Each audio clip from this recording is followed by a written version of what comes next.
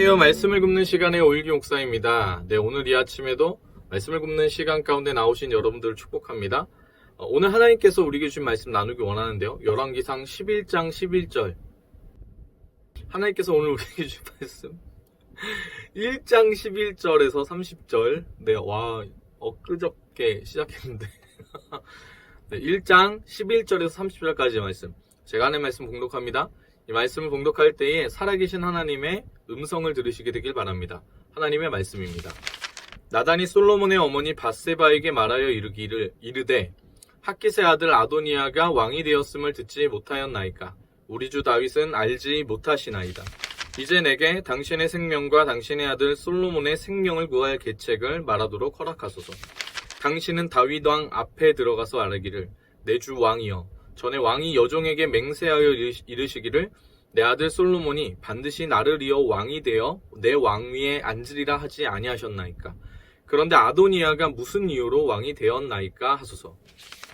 당신이 거기서 왕과 말씀하실 때에 나도 뒤이어 들어가서 당신의 말씀을 확증하리이다.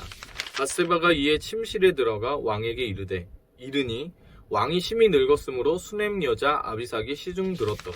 밧세바가 몸을 굽혀 왕께 절하니 왕이 이르되 어찌 됨이냐. 그가 왕께 대답하되 내 주여, 왕이 전에 왕의 하나님 여호와를 가리켜 여종에게 맹세하시기를 내 아들 솔로몬이 반드시 나를 이어 왕이 되어 내 왕위에 앉으리라 하셨거늘. 이제 아도니아가 왕이 되었어도 내 주 왕은 알지 못하시나이다. 그가 숫소와 살찐 송아지와 양을 많이 잡고 왕의 모든 아들과 제사장 아비아달과 군사령관 요압을 청하였으나 왕의 종 솔로몬은 청하지 아니하였나이다. 내 주 왕이여, 온 이스라엘이 왕에게 다 주목하고 누가 내 주 왕을 이어 그 왕위에 앉을지를 공포하시기를 기다리나이다. 그렇지 아니하면 내 주 왕께서 그의 조상들과 함께 잘 때에 나와 내 아들 솔로몬은 죄인이 되리이다. 밧세바가 왕과 말할 때에 선지자 나단이 들어온지라. 어떤 사람이 왕께 말하여 이르되 선지자 나단이 여기 있나이다 하니 그가 왕 앞에 들어와서 얼굴을 땅에 대고 왕께 절하고 이르되 내 주 왕께서 이르시기를 아도니아가 나를 이어 왕이 되어 내 왕위에 앉으리라 하셨나이까. 그가 오늘 내려가서 숫소와 살찐 송아지와 양을 많이 잡고 왕의 모든 아들과 군사령관들과 제사장 아비아달을 청하였는데 그들이 아도니아 앞에서 먹고 마시며 아도니아 왕은 만세수를 하옵소서 하였나이다. 그러나 왕의 종 나와 제사장 사독과 여호야다의 아들 분하야와 왕의 종 솔로몬은 청하지 아니하였사오니 이것이 내 주 왕께서 정하신 일이니이까. 그런데 왕께서 내 주 왕을 이어 그 왕위에 앉을 자를 종에게 알게 하지 아니하셨나이다.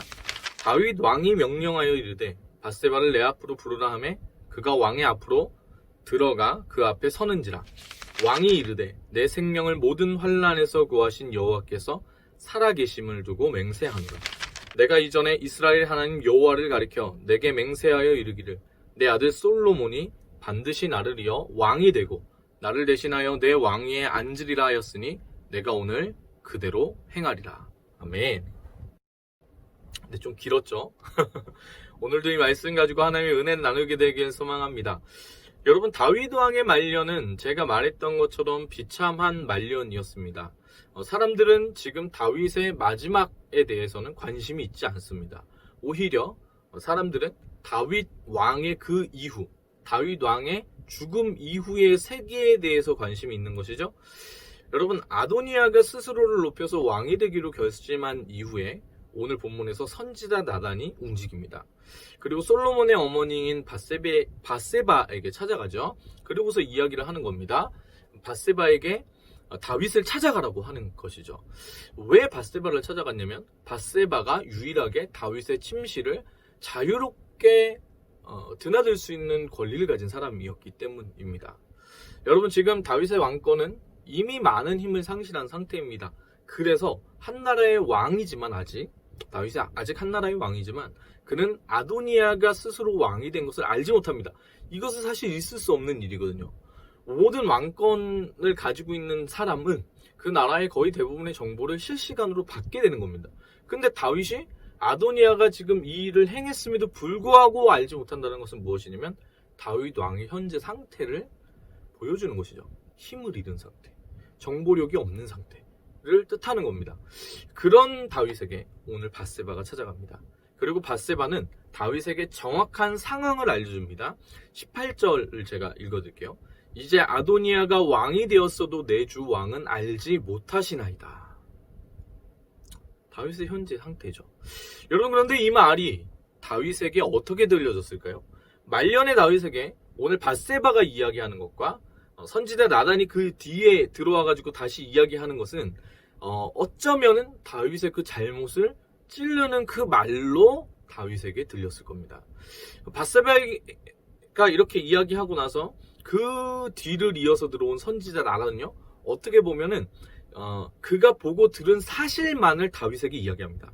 아도니아가 왕이 된 부분에 대한 어떤 평가, 개인적인 견해를 밝히거나 판단해서 이야기하거나 그 가운데 왕이 지금 힘을 잃었다거나 아니면 왕이 지금 어떤 잘못을 저지른 거다라고 이야기하지 않습니다. 선지자 나단은 그저 보고 들은 것만을 정확하게 이야기합니다.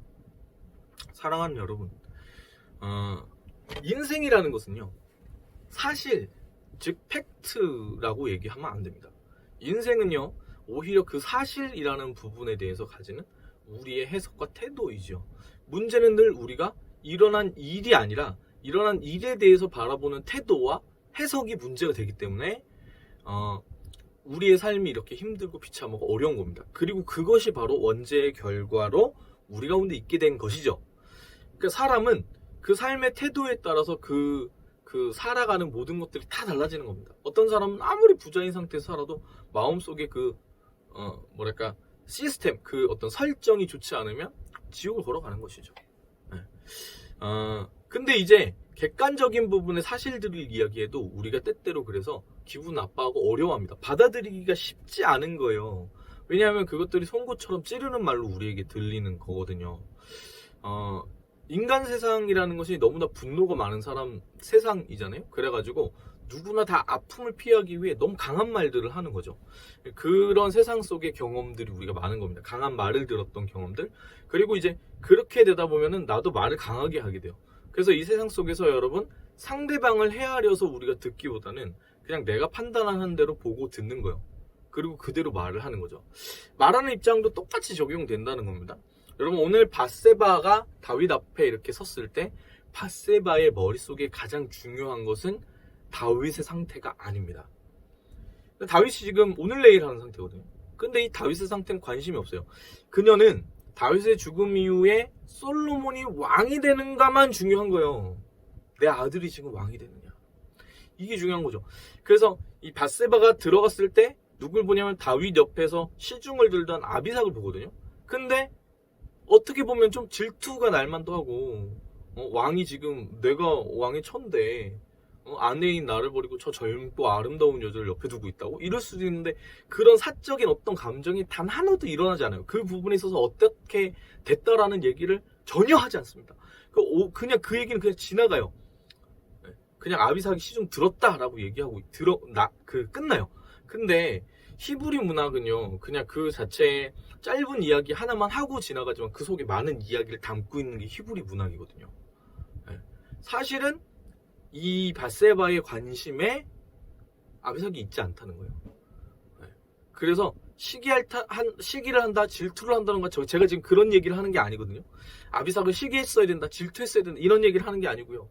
한나라의 왕으로서, 자신의 남편으로서의 다윗을 존중하거나 보살펴야 한다는 그런 마음 자체도 밧세바에게 없다는 얘기예요. 그래서 제가 말씀드렸죠. 말년, 그 다윗의 말년이 굉장히 처참하고 비참했다. 이렇게 말씀드렸던 겁니다. 사랑하는 남편이 이제 살 날이 얼마 남지 않았음에도 불구하고 이 밧세바의 마음속에는 그 다윗의 상황을 고려할 만한 상태가 아닌 거예요. 이 사람이 지금. 마음의 상황이 그렇지 않다는 거죠. 그래서 밧세바는 지금 이 상황 속에서 자기가 반드시 해야 할 그 말을 그냥 꺼내버려요. 다윗이 이 일을 어떻게 받아들일지는 생각하지 않는 거예요. 그냥 머릿속엔 솔로몬이 왕이 돼야 된다, 이것만 있는 것이죠. 여러분, 이것이 세상이에요. 말하는 이는 배려하지 않습니다. 심지어 말하는 이도 말할 때 두려워하기 때문에 그래요. 그래서 세게 얘기하는 거예요. 자기가 이 말을 함부로 말만 공격받고 싶지 않기 때문에. 그리고 듣는 사람은 그 말로 다치는 거죠. 들은 그 이후에 다시 공격할 준비를 하겠죠. 그래서 여러분, 어느 순간 이런 세상을 살다 보면은 우리는 때때로 말을 듣는 게 힘들어져요. 마음 아픈 말들을 잘 듣지 못해요. 그런데 문제가 있는데, 이게 뭐냐면 때때로 우리 가운데 들어야 할 약이 되는 말들이 있는 법이잖아요. 때때로 반드시 들어야 될 말들이 있는 거예요. 예를 들어서 병원에 갔는데 의사 선생님이 당신 죽을 병 걸렸다고 이렇게 얘기한 그 말을, 여러분, 그러면은 그 병 치료하려고 이제 달려가야 될 거 아니에요. 근데 그 말 안 들으면 어떻게 돼요? 죽는 거죠. 여러분, 듣지 않으면 죽게 되는 말들이 있는 겁니다. 그 말이 세상의 말이 아니고요, 하나님의 말씀. 특별히 여러 가지 말들이 그렇지만 그 중에 하나님의 말씀, 그 하나님의 뜻을 알게 해주는 조언들이 있다는 얘기예요. 세상이 말하는 바와 같지 않지만 하나님의 그 뜻을 우리 가운데 알려주는 그 어떤 조언들, 그 입 바른 말들, 여러분, 그것들을 꼭 들어야 한다는 얘기입니다. 오늘 본문의 이 이야기는 어떻게 보면 정치적인 세력 다툼의 이야기로 우리 가운데 비추어질 수 있는 본문입니다. 왕위를 노리는 왕자들의 이야기, 권력을 중심에 두고 다투는 그런 인간사적인 이야기로 풀이될 수도 있는 것이죠. 그런데 사실 그 이야기는 겉에서 보이는 것이고, 히브리 문학은 그 안에 이야기를 넣어두는 겁니다. 그래서 우리 안에 눈에 보이지 않는 어떤 말을 해주고 있는, 어떤 이야기를 해주고 있는 거예요. 그게 무엇이냐? 그 세상의 이야기 안쪽에 있는 숨겨져 있는 이야기. 그것은 무엇이냐? 인간은 역사를 자신들의 머리로 주관하고 있다고 생각하지만 사실 그 역사를 써내려고 하고 계신 하나님의 손이 있다라는 이야기를 오늘 열왕기 상의 본문을 통해서 해주고 싶은 것이죠. 여러분, 선지자 나단이 밧세바를 찾아간 것은요, 나단이 배척을 받아서 이 정치적인 목적으로 자기는 이제 중심축에서 멀어지기 때문에 솔로몬을 찾아간 것이 아닙니다. 그렇게 간 게 아니에요. 정치적인 목적을 가지고 이 솔로몬을 왕에 앉히겠다, 그래서 내가 다시 한번 정계에 진출하겠다라는 야심을 가지고 작업한 것이 아니라는 거예요. 이 가운데 하나님이 오늘 우리에게 알려주시는 것은 분명한 것인데, 솔로몬이 왕이 되는 것은 하나님의 뜻이라는 겁니다. 그 하나님의 손이 지금 하나님이 그 일을 하고 계신 것이죠. 지금 하나님의 손이 이스라엘 그 이야기를 써내려 가고 계시다는 것은 우리에게 들려주고 있는 것입니다. 사랑하는 여러분, 일반적인 사람들은 겉에 있는, 눈에 보이는 것만을 보는 것입니다. 그들은 믿음이 있지 않죠. 그래서 영적인 어떤 의미들을 살피지 못합니다. 영적인 의미를 보지 못해요. 이것은 빙산의 일각을 보는 것과 동일합니다. 수면 위의 빙산이 어느 정도 크기이건 간에요, 이 수면 위에 이렇게 올라와 있는 거죠. 근데 그 빙산을 보고 아, 크다, 작다 이렇게 얘기한 거네. 그것만 바라보는 사람은 그 수면 아래에 엄청나게 거대한, 우리가 인간으로 크기가 어느 정도인지 셀 수 없을 정도의 거대한 얼음산이 자리 잡고 있다는 것을 알 수가 없는 것이죠. 그 거대한 수면 아래에 있는 빙산의 약간 부분이 살짝 튀어나온 것을 우리가 보고 있다는 것을 알게 되면은, 그러면 우리가 삶을 대하고 사람을 대할 때 모든 시각과 관점이 바뀌게 되는 겁니다. 여러분, 지금 이 솔로몬이 왕이 되는 사건이 이러합니다. 겉으로만 보면 권력 다툼으로 보여지지만 속에서 살펴보면 영적인 질서를 향해 회복해 나가는 과정인 것이죠. 하나님이 그 택하신 솔로몬을 왕이 되게 하시는 것입니다. 사랑하는 여러분, 그리고 다윗이 지금 그 사실을 알고 있는 겁니다. 그래서 이 밧세바와 선지자 나단의 그 말을 들었을 때 이게 기분 상할 말이었거든요. 당신이 잘못한 거예요 라는 말을 하고 있다라고 판단할 수 있는 상황에도 그 사람들의 말을 듣는 거예요. 왜냐? 솔로몬을 왕이 안 치게 되는 거죠. 왜 그렇게 하냐? 이게 하나님의 뜻인 줄 알았던 겁니다. 그래서 다윗은 여태까지 틀어진 것들이 있었거든요. 자기 삶에. 항상 아킬레스건이는 여자 문제가 있었죠. 근데 또 하나 어떤 문제가 있으면 자식 문제가 있었던 거예요. 그 자신이 가져왔던 그 자식의 문제에 관련된 부분에 종집을 딱 찍어버리는 것이죠. 여러분, 오늘 하나님께서는 우리에게 말씀하시는 분이십니다. 근데 그 하나님 말씀이 주변 사람들을 통해서 우리에게 알려주는 말씀, 설교나 혹은 우리가 말씀을 읽을 때, 묵상을 할 때 우리에게 주어진 하나님 말씀이요, 약인 줄 알아야 됩니다. 약으로 우리 가운데 우리를 살리는 말씀으로 주어지는 것이에요. 그래서 여러분, 이걸 기억하셔야 돼요. 몸에 좋은 약은 쓰죠. 쓴 겁니다. 그래서 이 몸에 좋은 하나님 말씀이 우리 가운데 들어올 때 때로는 달콤하게 오는 것이 아니라 쓰게 다가와요.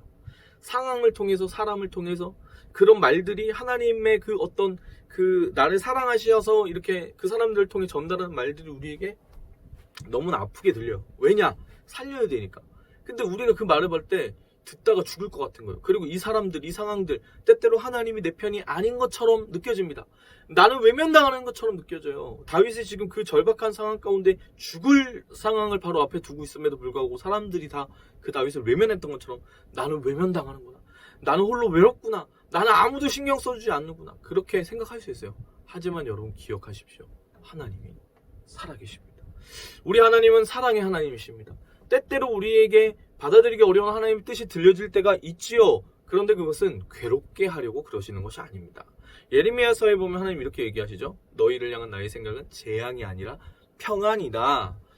여러분 그 하나님의 뜻이 우리 가운데 들려지는 것은요. 평안을 주시려고 하시는 것입니다. 사랑이신 하나님을 우리 아버지로 모시고 그 관계 안에 기쁨을 누리게 하시려고 말씀하시는 것이죠. 그 말씀에 순종하게 될 때 여러분 우리가 살아나게 됩니다. 그 하나님을 모르면 우리가 그 하나님의 말씀을 듣기 어렵거든요. 거북하고 힘들고 불편해지니까. 근데 그 하나님을 알게 되면 듣는 것이 편해집니다. 쓰더라도 이것이 나에게 살게 하고 나를 행복하게 하고 나를 일어나게 하는 약이기 때문이죠. 여러분 이것은 선악과를 바라볼 때에도 동일하게 작용이 되는 겁니다. 선악과 아시죠? 창세기 말씀을 보면은 우리는 선악과를 그 사건을 얘기할 때 따먹지 말라 여기에 이제 포인트를 두잖아요. 근데 이 본문의 포인트는 사실 어떤 거에 포인트가 있냐면 선악과를 따먹지 말라고 했다가 포인트가 아니고요. 모든 나무 실과를 따먹으라고 하셨다가 포인트예요. 근데 단 한 가지 그 가운데 예외를 둔 게 선악과인 거거든요. 딱 그 하나에만 집중하게 되면 순간적으로 하나님이 너무 하시네 이렇게 되는 거예요. 근데 생각해보세요. 그게 너무한 겁니까? 이상한 해석이 나오는 거죠. 이상한 해석이. 여러분 이 선악과 본문의 시작도 보면은요. 이야기가 그 안에 들어가 있어요. 그래가지고 어떻게 돼 있냐면 하나님이 선악과에 대한 얘기 야 이거 선악과를 내가 지었어. 선악과는 이런 거야. 선악과에 대한 부분에 이런 특징이 있어. 이렇게 얘기하잖아요. 선악과에 대한 얘기 본문의 시작은 하나님께서 흙을 빚어가지고 그 안에 생기를 불어넣어 사람이 되게 하시는 것으로부터 시작됩니다. 이게 뭘 뜻하냐면요. 선악과에 대한 이야기를 써내려가시기 시작하시는 건데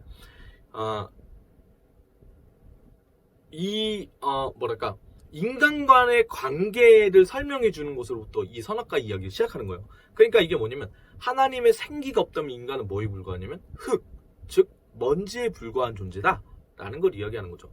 그러니까 하나님과의 관계 안에서만 숨 쉴 수 있고 살아갈 수 있는 건데 이 하나님과의 관계가 끊어져가지고 하나님과의 관계가 이어지지 않으면 어떻게 돼요? 죽는 거죠. 그러니까 선악과는 뭐냐면 인간이 하나님 앞에서 살아 숨쉬기 위한 지켜야 될 어떤 선으로 딱 바라보면 되는 겁니다. 문제는 뭡니까? 우리네 인간들이요 이것을 바라볼 때 허락된 자유보다는 단 하나의 금지 목록에 집중한다는 거죠.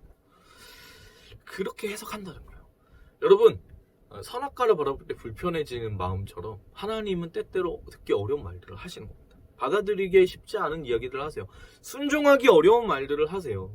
오늘 다윗에게 그 말이 들려졌을 때에 다윗이 기분 나쁘겠다고 모르겠다고 했으면 이스라엘 미래가 조금 더 복잡해졌겠죠.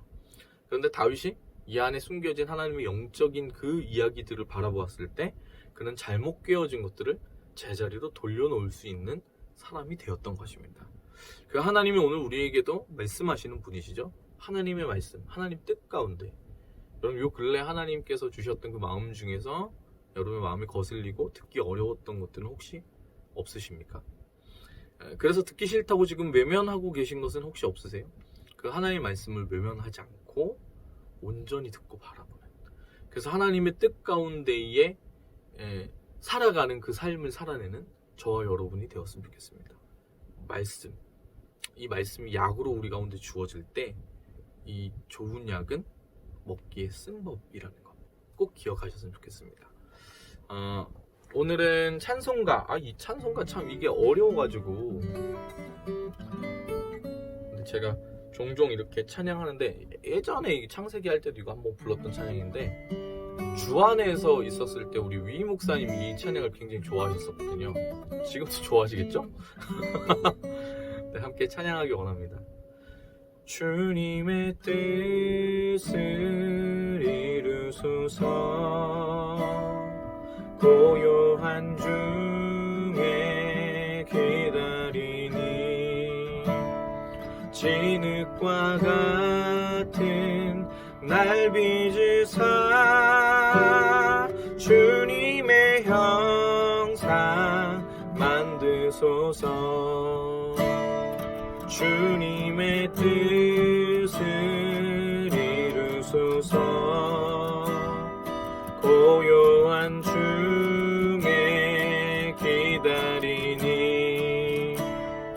나의 맘속을 살피시사 눈보다 희게 하옵소서. 주님의 뜻을 이루소서.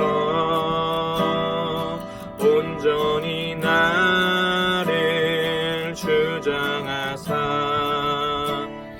주님과 함께 동행함을 만민이 알게 하옵소서. 아멘. 주님의 그 뜻이 우리 삶 가운데 이루어지도록 하나님 말씀 가운데 나아가는 저와 여러분들 되기를 축복합니다. 기도하겠습니다. 사랑의 주님, 오늘도 우리가 주님의 그 말씀 가운데 서기를 원합니다.